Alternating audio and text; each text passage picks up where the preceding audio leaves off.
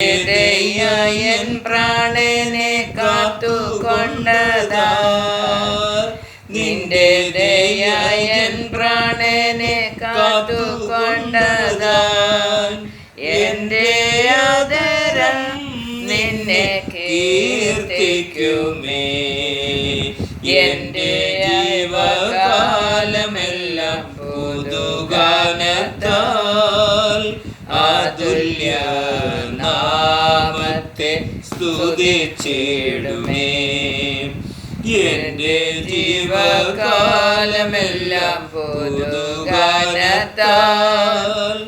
അതുല്യ നാമത്തെ സ്തുതിച്ചിടുമേ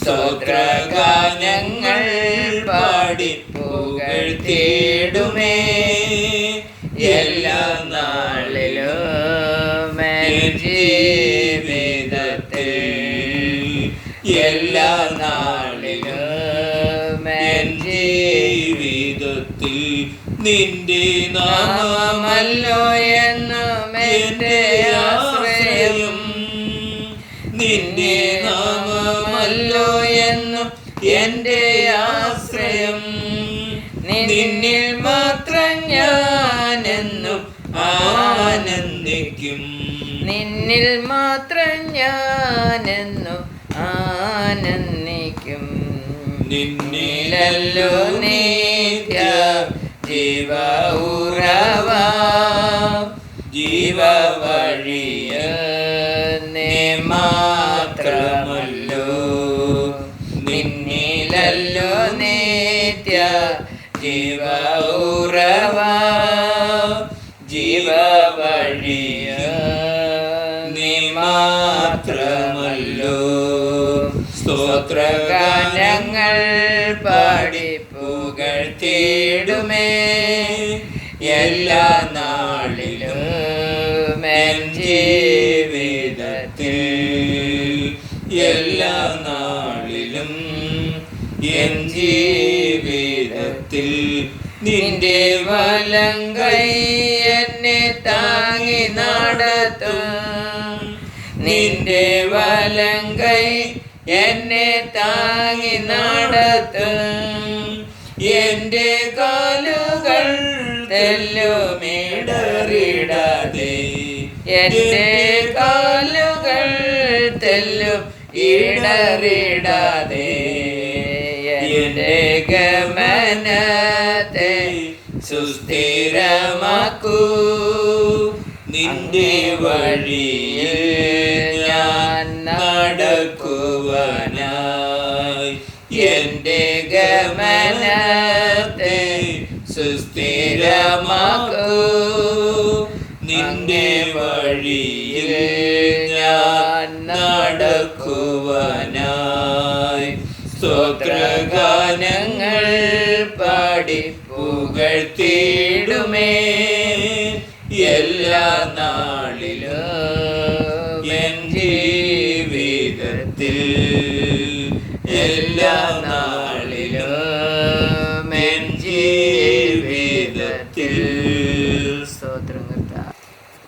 പിതാ പുത്ര പവിത്ര ആത്മാക്കോ സ്തുതിയോ ദൈവനാമത്തിന് മഹത്വം ഉണ്ടാകട്ടെ.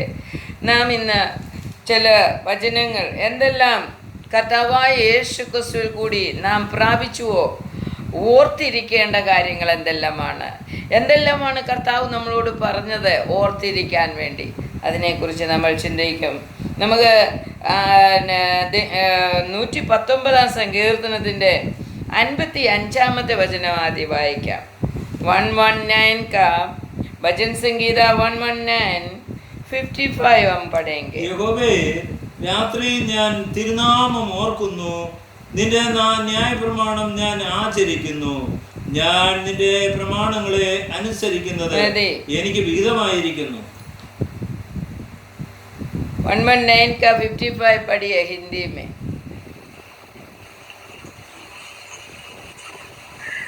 51 क्या 55 को तेरा नाम स्मरण किया और तेरी व्यवस्था पर चला हूँ. बस പരമേശ്വർ കോ യാദ് കർനെ വാല, നമ്മൾ എപ്പോഴും ദൈവത്തെ ഓർക്കുന്നവരായിരിക്കണമെന്ന് ദൈവത്തിന്റെ വചനം പറയുന്നു.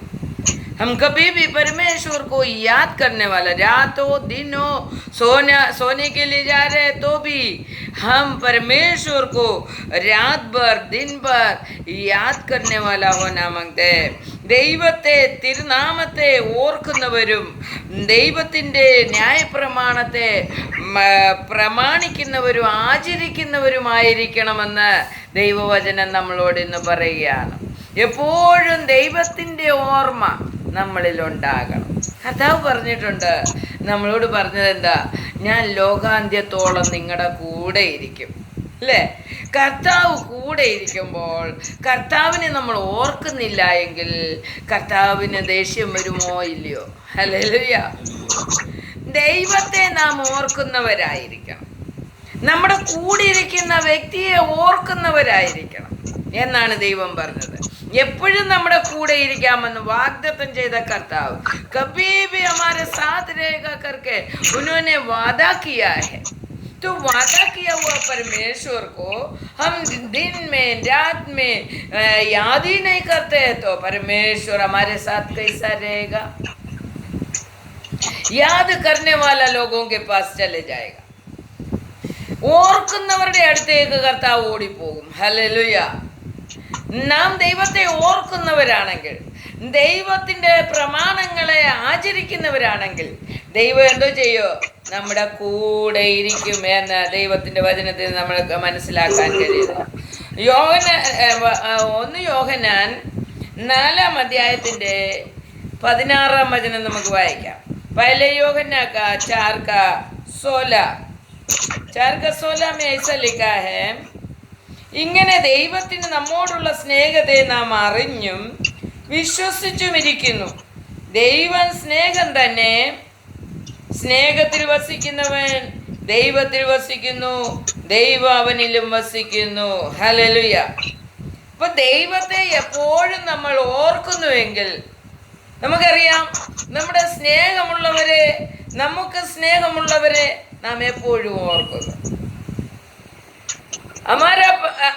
हमें किसके ऊपर ज्यादा प्यार है उसको कभी भी हमारा याद में रहता है. वो कितना भी दूर होने दो, हम कभी भी याद करता है. നമ്മൾ സ്നേഹിക്കുന്നവരെ എപ്പോഴും നമ്മൾ ഓർക്കും. ഏതെങ്കിലും ഒരു പ്രതിസന്ധി വരുമ്പോൾ നമ്മൾ സ്നേഹിക്കുന്നവർക്ക് എന്തായി എന്ന് നമ്മൾ ചിന്തിക്കാറുണ്ട്. हम प्यार करने वाला लोगों को कुछ तकलीफ हो गया क्या, ऐसा करके हम जल्दी का जल्दी फोन करके पूछेगा.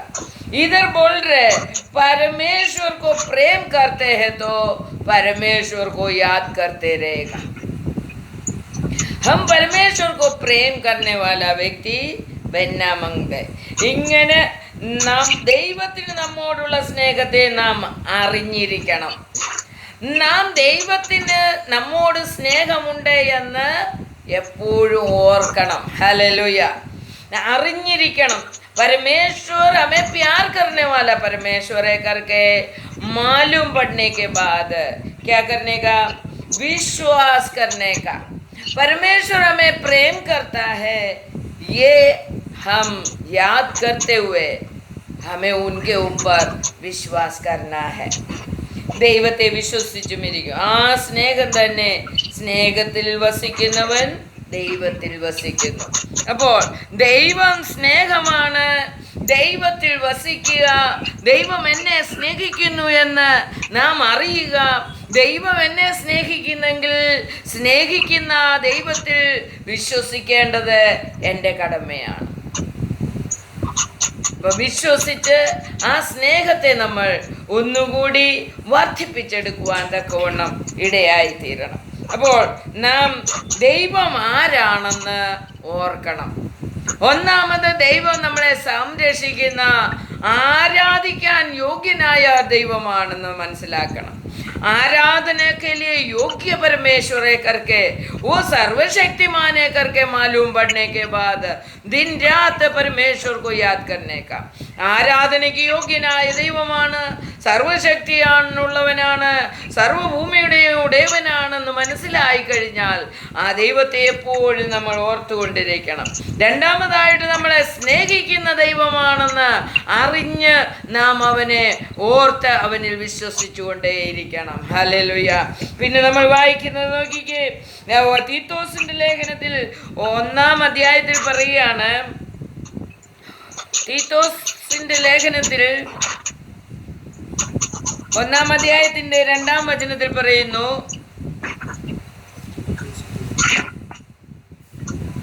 അവിടെ പറയുന്നു, വാഗ്ദത്തം ചെയ്ത ദൈവം സകല കാലത്തിനു മുമ്പേ വാഗ്ദത്തം ചെയ്ത നിത്യജീവന്റെ പ്രത്യാശ ഹേതുവായി തൻ്റെ വൃതന്മാരുടെ വിശ്വാസത്തിനും ഭക്തിക്കു അനുസരമായ സത്യത്തിൻ്റെ പരിജ്ഞാനത്തിനുമായി ദൈവദാസനും യേശുക്രിസ്തുവും അപ്പോസ്തലനുമായ പൗലോസ് പൊതുവിശ്വാസത്തിൽ നിജപുത്രനായ തീത്തോസിന് എഴുതുന്നത്.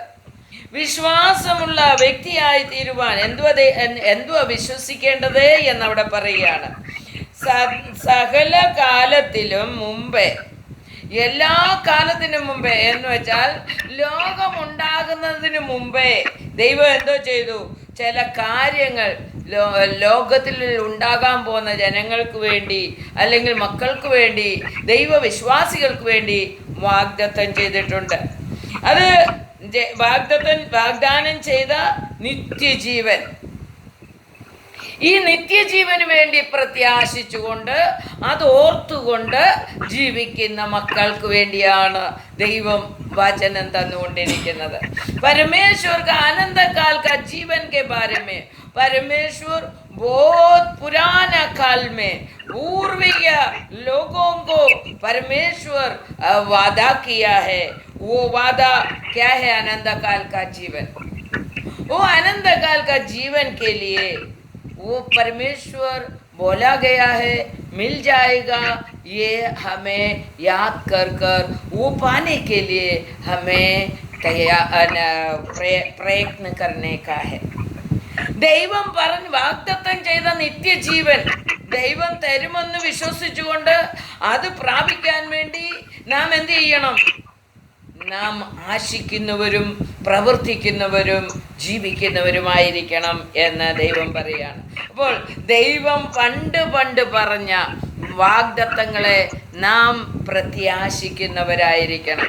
ആ വാഗ്ദത്തം നിത്യജീവനാണ്. ഏറ്റവും പ്രധാനപ്പെട്ട വാഗ്ദത്തം എന്താണ്? നിത്യജീവനാണ്. ഏറ്റവും ഇമ്പോർട്ടൻ്റ് വാഗ്ദത്തമാണ് ഈ നിത്യജീവൻ ഞാൻ നിങ്ങൾക്ക് തരുമെന്നുള്ളത്. ആ നിത്യജീവന് വേണ്ടി നാം ദൈവത്തിൽ വിശ്വസിക്കണം. ദൈവം സ്നേഹമാണ്, എന്നെ സ്നേഹിച്ചുകൊണ്ടാണ് നിത്യജീവൻ തരാമെന്ന് പറഞ്ഞത്. അതുകൊണ്ട് ആ ദൈവത്തിൽ വിശ്വസിച്ച് ആ ദൈവത്തിൻ്റെ ന്യായ പ്രമാണങ്ങളെ ആചരിക്കുന്നവരായി ഞാൻ ജീവിക്കും എന്ന് നാം തീരുമാനമെടുക്കണം. അപ്പം നാം മറന്നു കളയുന്ന ചില കാര്യങ്ങളെക്കുറിച്ച് ദൈവം നമ്മെ വീണ്ടും വീണ്ടും ഓർമ്മിപ്പിക്കുകയാണ്. ദൈവം വാഗ്ദത്തം ചെയ്താൽ വാഗ്ദത്തം നിറവേറ്റുന്ന ദൈവമാണെന്ന് നമ്മൾ ഓർക്കണം. വാഗ്ദത്തം നിറവേറ്റുന്ന ദൈവം ആണ് നമ്മുടെ ദൈവം എന്നുള്ളത് നമ്മൾ മറന്നു കളയരുത്. ആ വാഗ്ദത്തം എന്താണ്?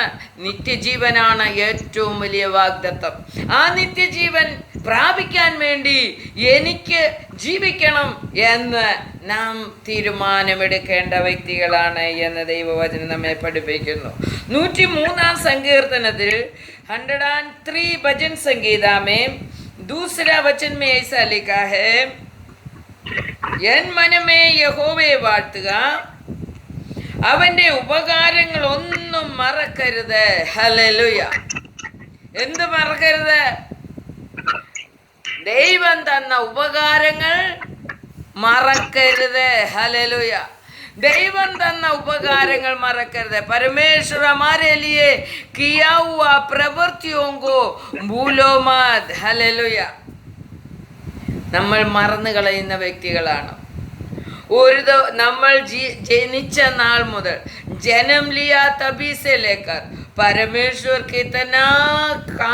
कितना बड़ा काम हमारा जीवन में किया है। छोटा बड़ा बहुत आशीषें हमारा जीवन में परमेश्वर किया है, मगर हम भूल गया है सब कुछ।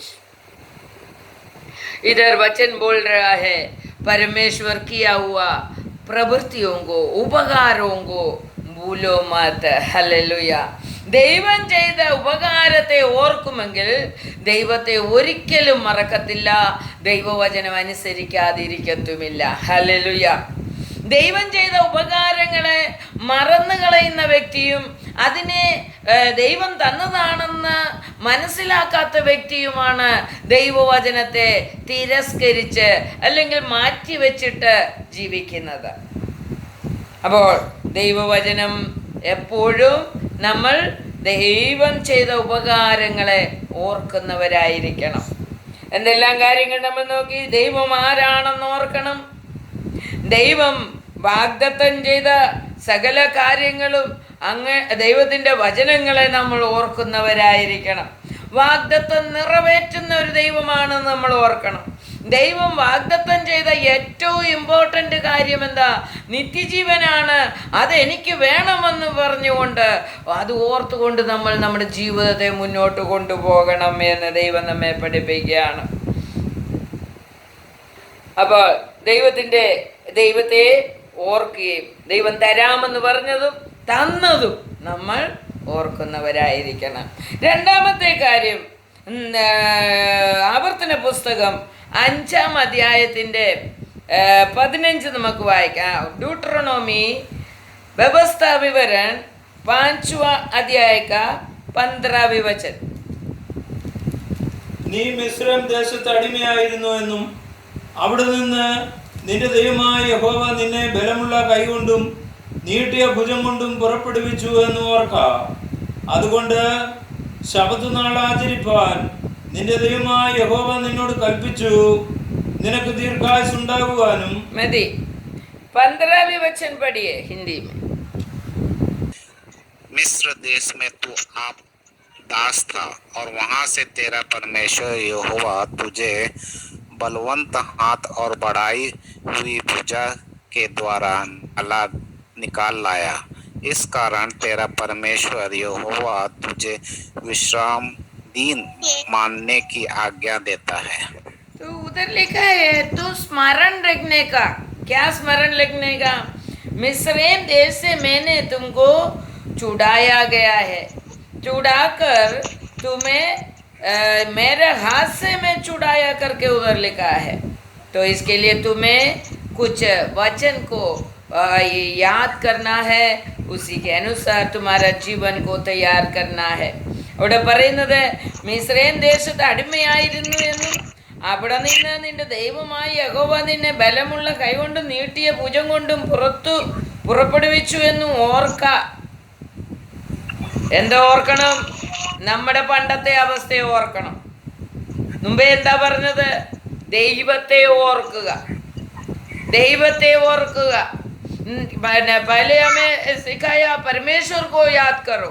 अभी बोल रहे तुम्हारा पुराना अवस्थे को तुम जरा याद कर देखो.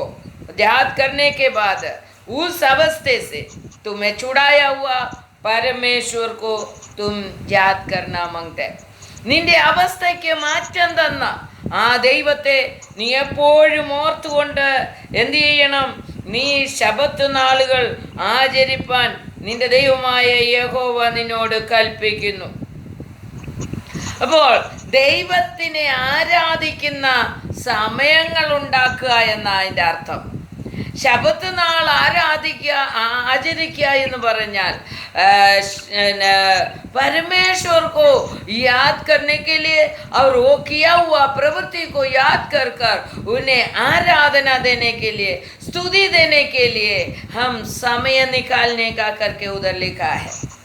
വിടുവിച്ച ദൈവത്തെ ഓർത്തുകൊണ്ട് നാം ദൈവത്തെ ആരാധിക്കുന്ന വ്യക്തിയായി മാറണം. അപ്പോൾ നമ്മുടെ പാപത്തെയും നമ്മുടെ അവസ്ഥകളെയും പാപം മൂലമുണ്ടായ നമ്മുടെ മേലുള്ള ഭാരത്തെയും നമ്മൾ ഓർക്കണം എന്ന് ദൈവം നമ്മളോട് കൽപ്പിക്കുകയാണ്. उसका 6वें अध्याय का 21वां वचन पढ़िए. 6-ാം അധ്യായത്തിന്റെ ആവർത്തന പുസ്തകം 6-ാം അധ്യായത്തിന്റെ 21-ാം വചനം. നീ നിന്റെ മകനോട് പറയേണ്ടത് എന്തെന്നാൽ, ഞങ്ങൾ മിസ്രൈമിൽ പറവോൻ അടിമകളായിരുന്നു, എന്നാൽ യഹോവ ബലമുള്ള കൈകൊണ്ട് ഞങ്ങളെ മിസ്രൈമിൽ നിന്ന് പുറപ്പെടുവിച്ച് മിസ്രൈമിന്റെയും ഫറവോന്റെയും അവന്റെ സകല കുടുംബത്തിനും മേൽ ഞങ്ങൾ കാണുകെ യഹോവ മഹത്വവും ഉഗ്രവുമായുള്ള അടയാളങ്ങളും അത്ഭുതങ്ങളും പ്രവർത്തിച്ചു. हिंदी में पढ़िए 21.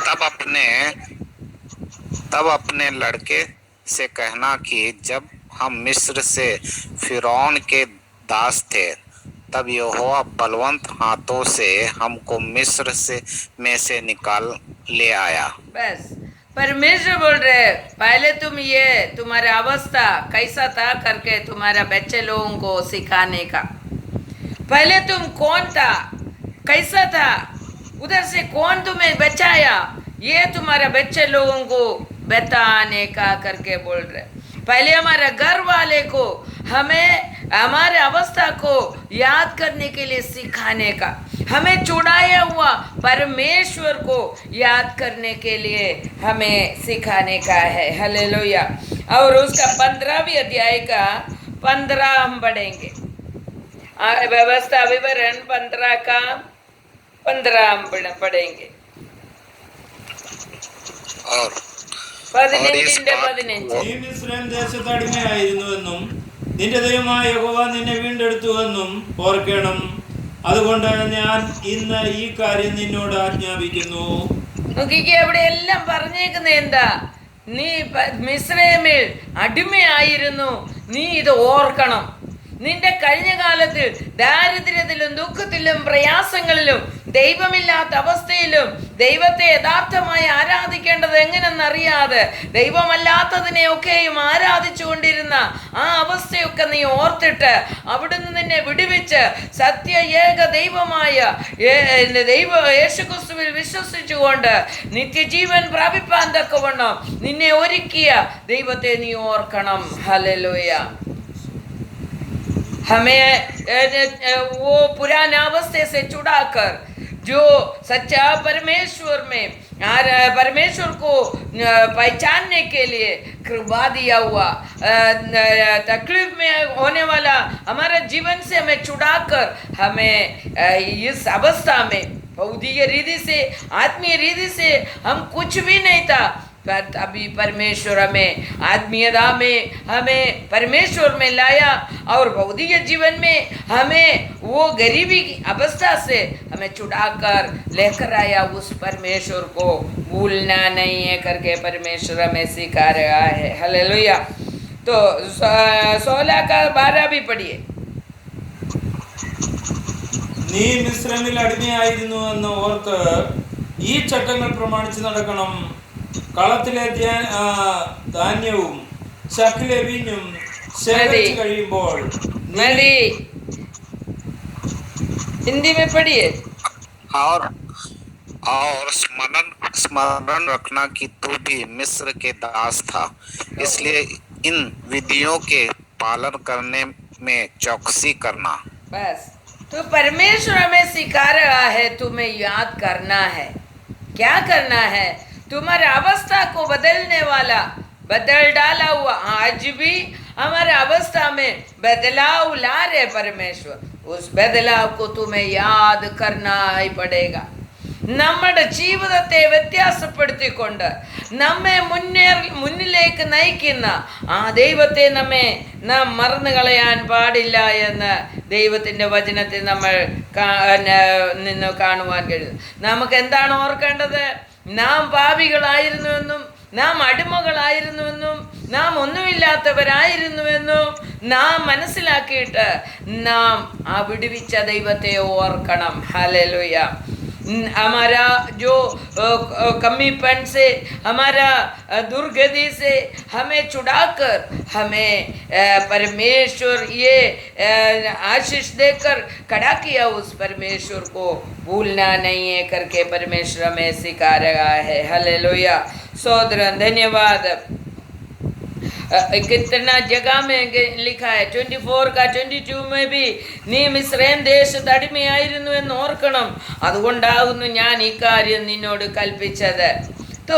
നീ മിസ്രയീം ദേശത്ത് അടിമയായിരുന്നു എന്നുള്ളത് നീ ഒരിക്കലും മറക്കാൻ പാടില്ല. ഹല്ലേലൂയ, तुम्हारा जो पुराना अवस्थे को तू भूल ना जाने का, उसमें से छुड़ाकर अभी का अवस्था और पुराने अवस्थे को तुम रखकर तुम्हें लोगों, तुम्हारा घर का लोगों को, तुम्हारे बच्चे लोगों को तुम्हें बताना पड़ेगा करके परमेश्वर बोल रहा है। हालेलुया।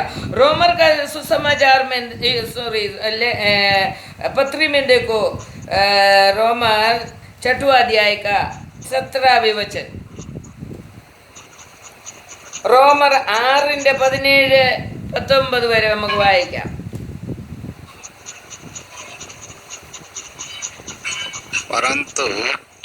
परंतु परमेश्वर का धन्यवाद हो कि वह तुम जो पाप के दास थे तो भी मन से उस उपदेश के मानने वाले हो गए जिसके सांचे में ढाले गए थे. മലയാളത്തിൽ വായിച്ച് 6:17. എന്നാൽ നിങ്ങൾ പാപത്തിന്റെ ദാസന്മാരായിരുന്നുവെങ്കിലും നിങ്ങളെ പഠിപ്പിച്ച ഉപദേശ രൂപത്തെ ഹൃദയപൂർവ്വം അനുസരിച്ച് പാപത്തിൽ നിന്ന് സ്വാതന്ത്ര്യം ലഭിച്ച് നീതിക്ക് ദാസന്മാരായി തീർന്നതുകൊണ്ട് ദൈവത്തിന് സ്തോത്രം. മതി. हम पाप का दास था, ये याद करने का, हमें पाप से छुड़ाया हुआ उस परमेश्वर को मान देने के लिए हमें ये याद करना मांगते हैं, हमारा पापों को याद करना मांगते हैं, हम पापी था करके हमें याद होना मांगते हैं। वो पाप से हमें छुड़ाकर, पाप का रास्ते से हमें छुड़ाकर ये अवस्था में, ये धार्मिक अवस्था में, ये परमेश्वर के पास बैठने के लिए योग्यता दिया हुआ परमेश्वर को हमें आराधना देने के लिए योग्य बनाया हुआ परमेश्वर को हम याद करने का, तो हमारा अवस्था को हम याद करते हुए जीने वाला व्यक्ति होना मांगते करके परमेश्वर हमें सिखा रहा है। 5वां अध्याय का रोमर 5:8 पढ़िए. ക്രിസ്തുവിനെ നമുക്ക് വേണ്ടി മരിക്കയാൽ ദൈവം തനിക്ക് നമ്മോടുള്ള സ്നേഹത്തെ പ്രദർശിപ്പിക്കുന്നു. അവന്റെ രക്തത്താൽ നീതീകരിക്കപ്പെട്ട ശേഷമോ നാം അവനാൽ എത്ര അധികമായി കോപത്തിൽ നിന്ന് രക്ഷപ്പെടും. तो ये यीशु के जरिए हमें पापमोचन दिया करके उधर से मालूम पड़ता है. हम पापी था तभी परमेश्वर यीशु प्रभु हमें छुड़ाने के लिए मन लगाया करके उधर लिखा है. तो हम पापी था, हम पूर्वी अवस्था में, हम कीचड़ में पड़ा हुआ पाप करने वाला, परमेश्वर को नहीं जानने वाला व्यक्ति था करके हमें याद होना मांगते करके परमेश्वर बोल रहा है. हालेलुया. तो हमारा याद करने का, हमारा ഓർമ്മ ശക്തി को വർദ്ധിപ്പിക്കാൻ ദൈവം വചനം തരികയാണ്. നാം എപ്പോഴും മറന്നു കളയുന്ന വ്യക്തിയാണ്. हम भूल जाता है परमेश्वर किया हुआ उस आशीष को, अनुग्रह को और उस प्रवृत्ति को हम भूल जाता है. हालेलुया. इसके लिए वचन में कभी भी लिखा है तुम स्मरण रखो करके बोल रहा है. तुम्हें ये स्मरण रखना पड़ेगा मैंने क्या प्रवृत्ति कर तुम्हें छुड़ाया करके. हालेलुया. पहले कोरिन्थियन देखो, पहले कोरिन्थियंस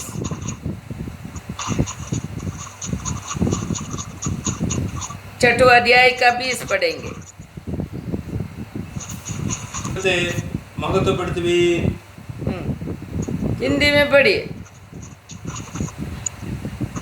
क्योंकि दाम दे के मोल लिए गए हो, इसलिए अपनी देह के द्वारा परमेश्वर की महिमा करो।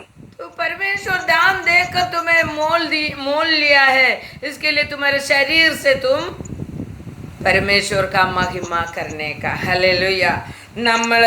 നമ്മുടെ ശരീരം പാപത്തിൽ കിടന്ന ശരീരമാകയാൽ ഇനിയും പാപത്തിൽ കിടക്കാതെ ഈ ശരീരം വിലയ്ക്ക് വാങ്ങിയ ഒരു കർത്താവുണ്ട്. ഈ കർത്താവിനെ നമ്മൾ ആരാധിക്കേണ്ടതായിട്ടുണ്ട്, സ്തുതിക്കേണ്ടതായിട്ടുണ്ട്. അവനോട് ചേർന്ന് ജീവിക്കുവാൻ തക്കവണ്ണം നാം നമ്മുടെ ചിന്തകളെ ഒന്നുകൂടെ റിന്യൂ ചെയ്ത് നമ്മൾ ചിന്തിക്കേണ്ടതായിട്ടുണ്ട് എന്ന് ദൈവവചനം പറയുകയാണ്. അതുകൊണ്ട് हम क्या याद करने का, पहले परमेश्वर कौन है करके याद करने का, दूसरा हम कौन था करके याद कर कर हमारा पूर्वी अवस्था से छुड़ाया हुआ उस परमेश्वर को धन्यवाद के साथ हमें आराधना देना बहुत ही जरूरी है करके परमेश्वर में लिखा है. अभी तीसरा चीज हम कल चिंता करेंगे. परमेश्वर इस वचन के अनुसार हमारा जीवन, हमारा याद को जरा താജ करने के लिए परमेश्वर चाहते हैं. നമ്മുടെ ഓർമ്മയെ ഒന്ന് പുതുക്കുവാൻ വേണ്ടി ദൈവം നാം എന്തൊക്കെ ഓർക്കണമെന്ന് നമ്മളെ പഠിപ്പിക്കുകയാണ്. അതുകൊണ്ട് ഈ വചനങ്ങൾ നമ്മുടെ ദൈവത്തെ നാം മറന്നു പോകുന്ന അവസ്ഥകളുണ്ടോ എന്ന് നോക്കണം. നമ്മുടെ ചില പ്രവൃത്തികളിലൊക്കെ നമ്മൾ ദൈവത്തെ മറന്നു പോകാറുണ്ട്. നമ്മൾ പോകുമ്പോൾ വരുമ്പോൾ നമ്മൾ ചെയ്യുന്ന ജോലികളിൽ നമ്മുടേതായ ശക്തിയാണ്, നമ്മുടെ ബലമാണ്, നമ്മുടെ പൈസയാണെന്ന് ചിന്തിക്കുന്ന അവസ്ഥയിൽ നിന്ന് നമ്മുടെ കർത്താവാണ് ഇതെല്ലാം ചെയ്യുന്നത്, തരുന്നതെന്ന് നാം ചിന്തിച്ചുകൊണ്ട് നമ്മുടെ ജീവിതത്തെ ഒരുക്കുവാൻ ഈ വചനം നമ്മെ സഹായിക്കട്ടെ. ദൈവനാമം മഹത്വമെടുക്കുമാറാകട്ടെ. ആമേൻ.